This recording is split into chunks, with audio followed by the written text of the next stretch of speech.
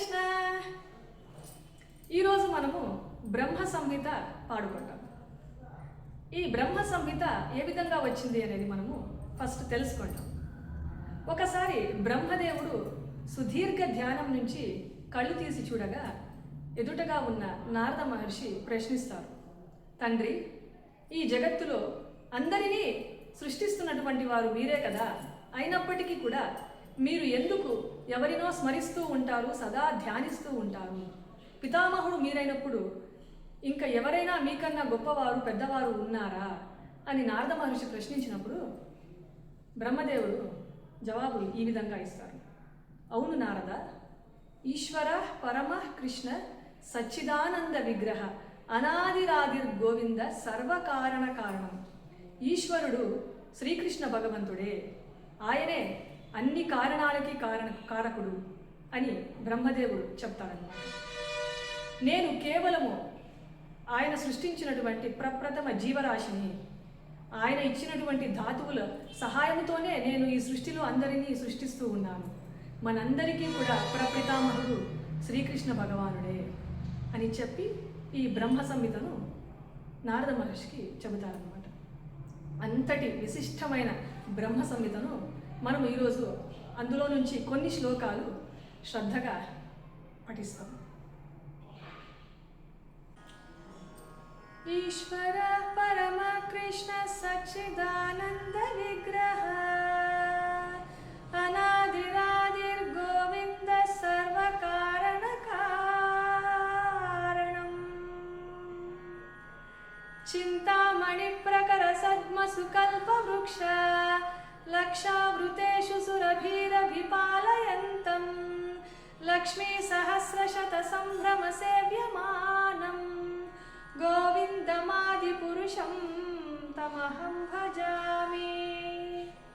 వేణుం క్వణంతమరవింద దళాయతాక్షం బర్హావతం శివసితాంబుద సుందరాంగం కందర్పకోటికమనీయ విశేష శోభం గోవిందమాది పురుషం తమహం భజామి.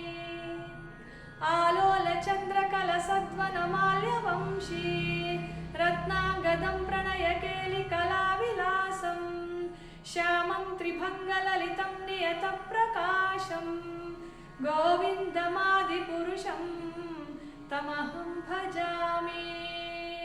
అంగాని యస్య సకలేంద్రియ వృత్తిమంతి పశ్యంతి పాంతి కలయంతి చిరం జగంతి ఆనంద చిన్మయ సదుజ్వల విగ్రహస్య గోవిందమాది పురుషం తమహం భజామి.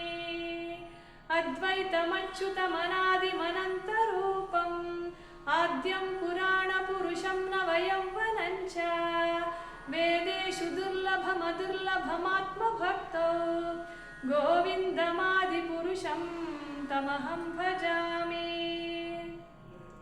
పంతాస్తు కోటిశతవత్సర సంప్రగమ్యో వాయోరథాపి మనసో ముని పుంగవానాం సోప్యస్తయత్ప్రపదసీమ్య విచింత్య తత్వే గోవిందమాది పురుషం తమహం భజామి.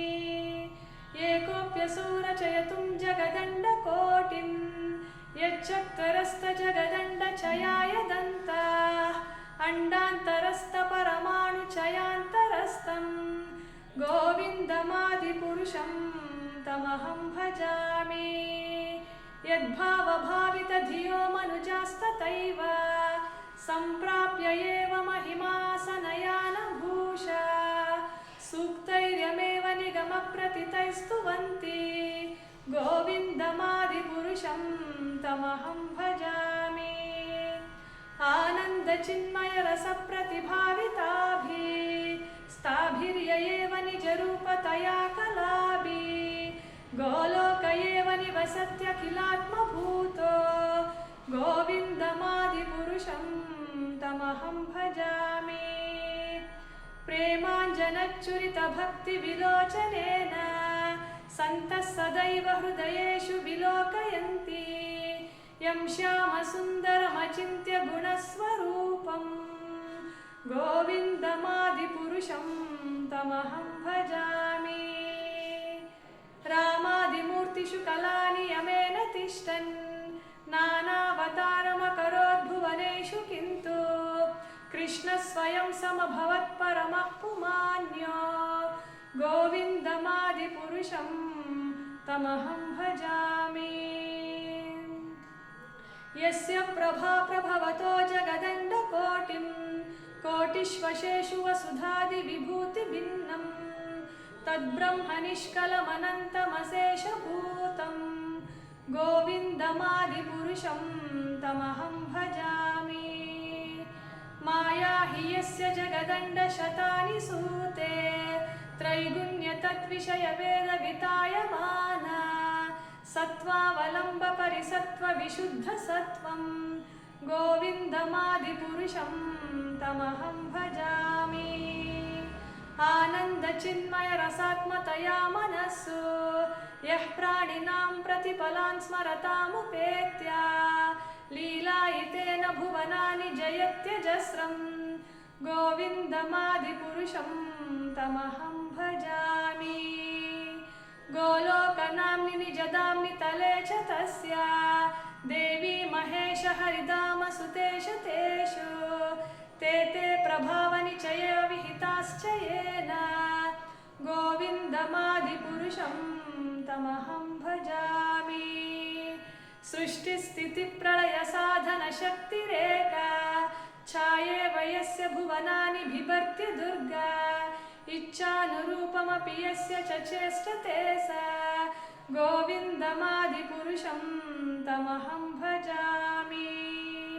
क्षीरं यथा दधिविकारविशेषयोगात् सञ्जायते न हि ततः पृथगस्ति हेतो यः शम्भुतामपि तथा समुपैति कार्यात् गोविन्दमादिपुरुषं तमहं भजामि।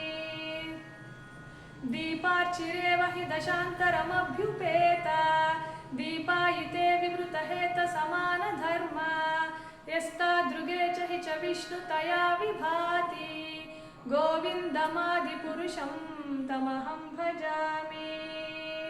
यः कारणार्णवजले भजति स्म योगा निद्रामनन्तजगदण्डसरोमकूपम् आधारशक्तिमवलम्ब्य परां स्वमूर्ते गोविन्दमादिपुरुषं तमहं भजामि। यस्यैकनिश्वसितकालमतावलम्ब्य जीवन्ति लोमबिलजा जगदण्डनाथा विष्णुर्महान् सैह यस्य कलाविशेषो गोविन्दमादिपुरुषं तमहं भजामि। भास्वान् यथा स्म सकलेषु निजेषु तेज स्वीयं क्रियत्प्रकटयत्यपि तद्वदत्र ब्रह्माय एष जगदण्डविधानकर्ता गोविन्दमादिपुरुषं तमहं भजामि। यत्पादपल्लवयुगं विनिदाय कुम्भा द्वन्द्वे प्रणामसमये स गणाधिराजा विघ्नान् विहन्तुमलमस्य जगत्त्रयस्य गोविन्दमादिपुरुषं तमहं भजामि। अग्निर्मही गगनमम्भुमरुद्दिशश्च कालस्ततात्ममनसीति जगत्त्रयाणि यस्माद्भवन्ति विभवन्ति विशन्ति यञ्च गोविन्दमादिपुरुषं तमहं भजामि। यच्चक्षुरे सहितः सकलग्रहाणां राजा समस्तसुरमूर्तिरशेष तेजा यस्याज्ञया भ्रमति संभृतकालचक्रो गोविन्दमादिपुरुषं तमहं भजामि। धर्मोतपापनिचयश्रुतयस्तपांसि ब्रह्मादिकीटपतगावदयश्च जीवा यद्दत्तमात्रविभवप्रकटप्रभाव गोविन्दमादिपुरुषं तमहं भजामि।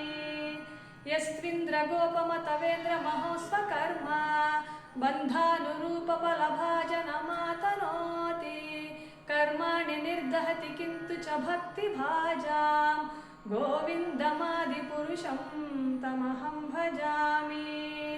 यं क्रोधकामसहजप्रणयाति भीति वात्सल्यमोहगुरुगौरवसेव्यभावै सञ्चिन्त्य तस्य सदृशीं तनुमापुरेते गोविन्दमादिपुरुषं तमहं भजामि श्रियः कान्ताः कान्ताः परमपुरुषः कल्पतरवो ध्रुमा भूमिश्चिन्तामणिगणमयतोऽयममृतं कथा गानं नाट्यं गमनमपि वंशी प्रियसखी चिदानन्दं ज्योति परमपि तदास्वाद्यमपि च स यत्र क्षीराब्धिस्रवति सुरभिभ्यश्च सुमहान् निमेषार्धाख्यो वा व्रजति न हि यत्रापि समये भजे श्वेतद्वीपं तमहमिह गोलोकमिति यं विदन्तस्ते सन्तक्षितिविरलचारा कतिपये हरे कृष्ण कृष्ण कृष्ण हरे हरे हरे राम राम राम हरे हरे हरे कृष्ण